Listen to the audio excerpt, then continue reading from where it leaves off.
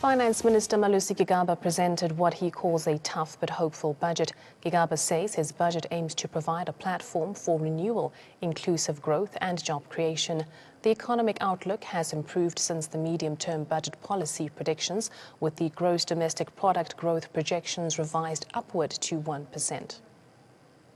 Despite an improved outlook, government still faces a revenue gap of 48.2 billion rand in the current year, which carries through to the outer years of the medium-term expenditure framework. In addition, the December 2017 announcement of fee-free higher education and training entails large new allocations over the medium term. Here are some of the highlights from the budget. Value-added tax is up from 14% to 15% from the 1st of April. 57 billion rand allocated for free higher education and training. Increases in the general fuel levy and alcohol and tobacco excise duties. Tax measures to raise additional 36 billion rand in the 2018-19 financial year. Expenditure reductions amounting to 85 billion rands. The 2017 GDP growth projection revised upward to 1%, higher than 0.7% in the medium-term budget policy statement. Anticipating growth of 1.5% in 2018, rising to 2.1% in 2020. Reviewing all evergreen contracts with a view to end most of them. And lastly, Cabinet has approved a framework on private sector participation in state-owned enterprises. Over the next 3 years, the spending framework includes 1. Expenditure reductions approved by Cabinet amounting to 85 billion rand. 2.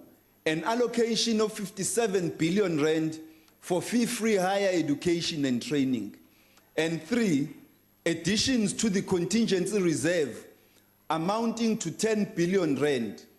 Taken together and supported by a strengthened growth outlook, these interventions will stabilize public finances. The consolidated deficit is now projected to narrow from 4.3% of GDP in 2017-18 to 3.5% in 2020-21.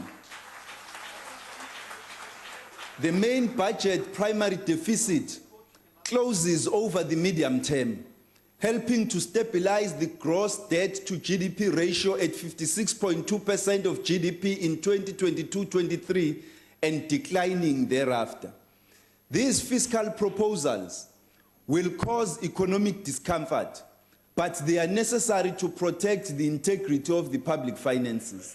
It's quite a tight and difficult budget that Malusi Gigaba, the Minister of Finance, has delivered. He had to balance the situation of coming out of low growth and the decline in the revenue collection, but ensure that we continue swimming.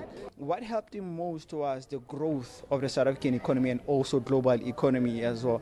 That triggered an element of optimism in the growth. I mean, we heard the tone from him. It was not like it's the first time he's doing it. You know, it shows that element of optimism and literally growth in the South African economy.